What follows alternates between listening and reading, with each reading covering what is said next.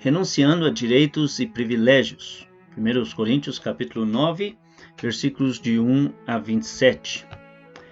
O alvo da nossa lição: você será desafiado a abrir mão de direitos e privilégios por amor ao Evangelho e buscará ganhar para Cristo, sem comprometer princípios morais e espirituais, aqueles que vivem noutra cultura e adotam costumes e hábitos diferentes. Antes de continuar tratando do problema da carne sacrificada aos ídolos, que vimos no capítulo 10, dos versículos 14 e vai até o capítulo 11, na verdade, o apóstolo Paulo abre um parêntese para citar o seu próprio exemplo de abnegação, tendo em vista o bem comum. Demonstra que todo o cristão deve estar disposto a abrir mão de direitos e de privilégios por amor ao Evangelho. Alguns coríntios viviam questionando se Paulo realmente era um apóstolo. Paulo afirma que era um verdadeiro apóstolo. A sua autoridade não estava vinculada à autoridade humana. O seu ministério não estava subordinado a homem algum. Ele também viu Jesus. Esse era o segundo argumento. O terceiro argumento: os crentes coríntios eram fruto do seu trabalho apostólico.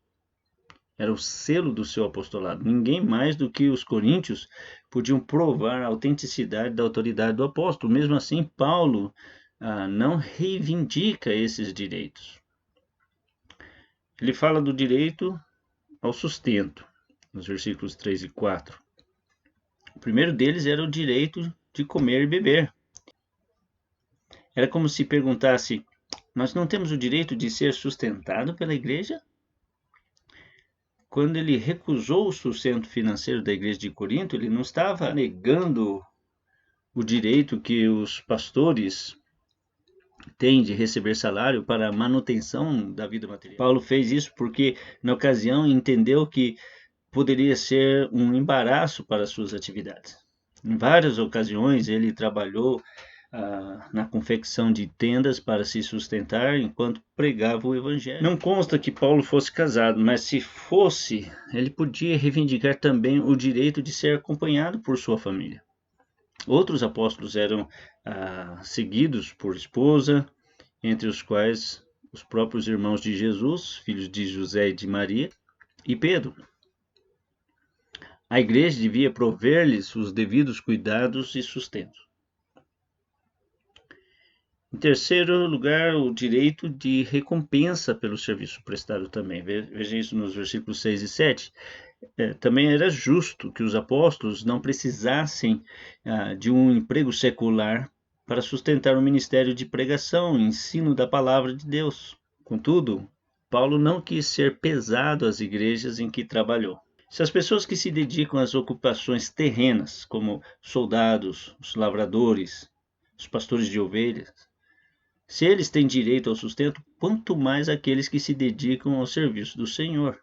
Segundo, ele renuncia a seus direitos. Os direitos daqueles que servem ao Senhor têm outras bases, além dos exemplos extraídos da guerra, da agricultura, do pastoreio. Tem a lei de Deus. As Escrituras atestam ser direito de quem trabalha receber a recompensa do seu labor. Paulo cita então a lei, a fim de afirmar que é a preocupação de Deus o sustento daqueles que trabalham servindo ao Evangelho. Segundo, a justiça intrínseca, nos versículos 11 e 12, Paulo apelou para o bom senso dos coríntios. Se haviam lucrado tanto com o Evangelho que lhes havia pregado, seria absurdo recolher deles bens materiais?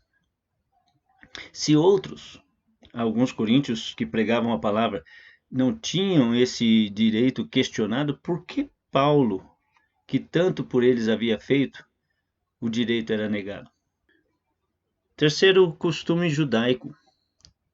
Outro argumento a favor do direito de ser sustentado pela igreja era a prescrição da lei a respeito do sustento devido aos levitas e aos sacerdotes. Um e outro recebiam salário pelo serviço sagrado que realizavam. Isso está em Números capítulo 18.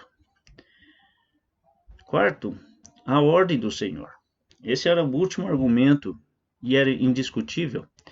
O Senhor havia ordenado aos que pregam o Evangelho que vivam do Evangelho. Certamente Paulo se referia a esse ensinamento de Cristo, registrado em Mateus capítulo 10, versículos 8 a 10. Mateus capítulo 10, versículos 8 a 10. Quando escreveu a Timóteo, ele deu instruções mais detalhadas sobre esse mandamento do Senhor. 1 Timóteo capítulo 5, versículos 17 e 18. 1 Timóteo capítulo 5, versículos 17 a 18. Em quinto lugar, a responsabilidade de despenseiro, nos versículos 15 a 18 de 1 Coríntios capítulo 9. Paulo tinha motivos extremamente fortes para reivindicar os seus direitos. Talvez os coríntios tivessem esperado que o fizesse, mas ele não estava preocupado com isso porque encarava o ministério como desafio eterno. Ele preferia morrer a ver anulado a glória de ter pregado o evangelho aos coríntios sem lhes ter sido pesado. Versículo 15. E por isso estava imbuído da necessidade de anunciar a mensagem da salvação, mesmo que por isso nada recebesse. Observe versículos 17 e 18. 1 Coríntios 9, 17 a 18. Nosso terceiro ponto é como se Paulo dissesse: prefiro ser servo de todos. Entre os versículos 19 a 23. 1 Coríntios 9, 19 a 23. Nessa parte do capítulo, Paulo mostra como era capaz de adaptar-se aos costumes e hábitos das pessoas com as quais se relacionava, a fim de obter a atenção de todas para o Evangelho. Veja as autorrestrições. Paulo reafirma que era livre. Versículo 1. No entanto, disse: fiz-me escravo de todos, a fim de ganhar o maior número possível. Versículo 19. Não que sacrificasse princípios espirituais e morais para com os judeus, como se fosse judeu. Essa atitude é ilustrada com a sua maneira de agir em relação à circuncisão de Timóteo, Atos 16, 3. Ele se conformava com práticas que o possibilitassem alcançar os que estavam debaixo da lei. Para com os sem lei, como se fosse sem lei. A lei foi dada aos judeus e não aos gentios. Assim, quando estava entre os gentios, Paulo se adaptava às suas práticas e costumes, até onde isso era possível, sem deixar de ser leal a Cristo. Paulo diz: para com os fracos, fraco. Os fracos eram os excessivamente escrupulosos ou sensíveis demais em relação às questões não essenciais. Com o fim de ganhá-los para Cristo, o apóstolo preferia sujeitar-se a uma dieta vegetariana e não comer carne sacrificada aos ídolos. Em resumo, Paulo tornou-se tudo para com todos, a fim de que pudesse, por todos os modos, salvar alguns. Ele não comprometeu o Evangelho, não sacrificou princípios das Escrituras. Paulo estava sempre disposto a adaptar-se a costumes e hábitos das pessoas, a fim de conseguir a atenção delas para a mensagem da salvação em Cristo. Paulo estava sempre disposto a adaptar-se a costumes e hábitos das pessoas, a fim de conseguir a atenção delas para a mensagem da salvação em Cristo. Mas agora note o objetivo dessas autorrestrições. No versículo 23. A vida de Paulo estava centrada em viver e pregar o Evangelho. Nada mais era tão importante para ele, e por isso estava disposto a colocar de lado qualquer coisa que pudesse impedir o seu poder e eficácia. Temos que tomar muito cuidado com a contextualização do Evangelho. Existem vantagens, mas também existem desvantagens nessa contextualização do Evangelho. Nosso quarto ponto 1 Coríntios capítulo 9, vai do versículo 24 ao 27, quando Paulo diz: entrego-me totalmente. Aqui Paulo se refere às competições esportivas, para ressaltar a necessidade de domínio próprio, de dedicação. Todos os que querem repartir o evangelho com os outros precisam aprender a limitar a própria liberdade e a impor a si mesmo certas disciplinas, para levar o prêmio. Versículo 24. Paulo referiu-se aos jogos istímicos, que estavam sendo realizados nas proximidades ali da cidade, de 2 em 2 anos, com os quais os coríntios estavam familiarizados.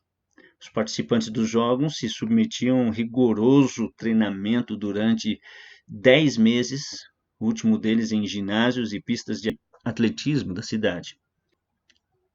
A corrida era a maior atração dos jogos, e Paulo a toma como ilustração da corrida da vida cristã.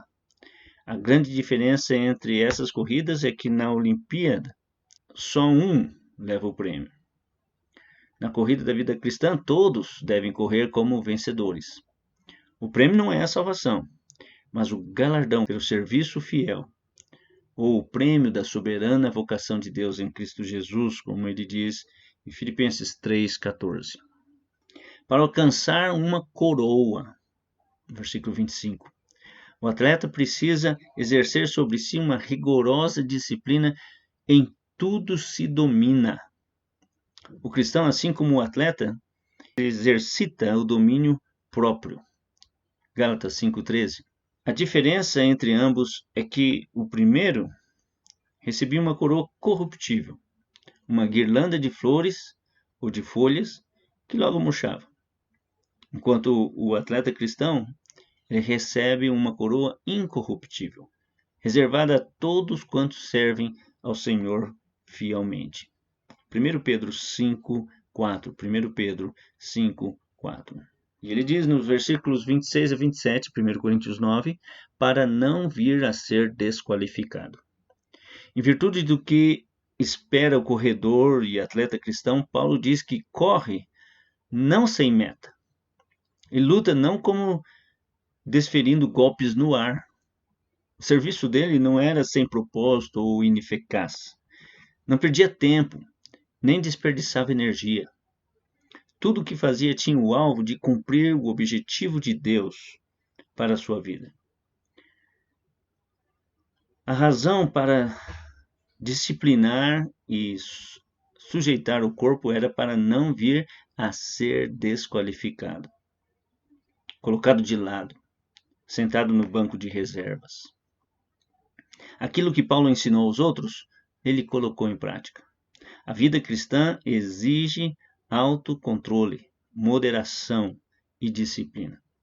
A tudo isso, o apóstolo Paulo se submeteu a fim de que tivesse condição de ensinar aos coríntios a necessidade de serem igualmente abnegados, consagrados e úteis ao Senhor. Aplicando para hoje, qual é a sua motivação para entregar-se totalmente ao Senhor? Seja honesto. Faça uma lista dos motivos que você tem para dedicar-se a Deus. Irmãos, esqueçam de seus direitos. Prossigam com esforço rumo à recompensa imperecível. Cumpram no dia a dia suas responsabilidades para consigo mesmo, para com os outros e para com o próprio Senhor Jesus Cristo. Muitos cristãos começam a vida cristã com entusiasmo, devoção, mas cedo eles se cansam e diminuem aquele esforço. Não estão dispostos a pagar o preço e logo se encontram desqualificados para um testemunho eficaz.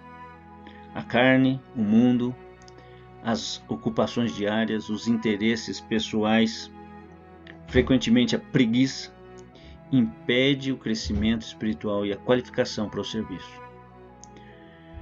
Muitas vezes, coisas boas podem impedir que se alcancem as melhores. Seguir os nossos próprios caminhos pode impedir que outros conheçam o caminho. As almas são ganhas por aqueles que estão preparados para serem usados quando o Espírito decide usá-los.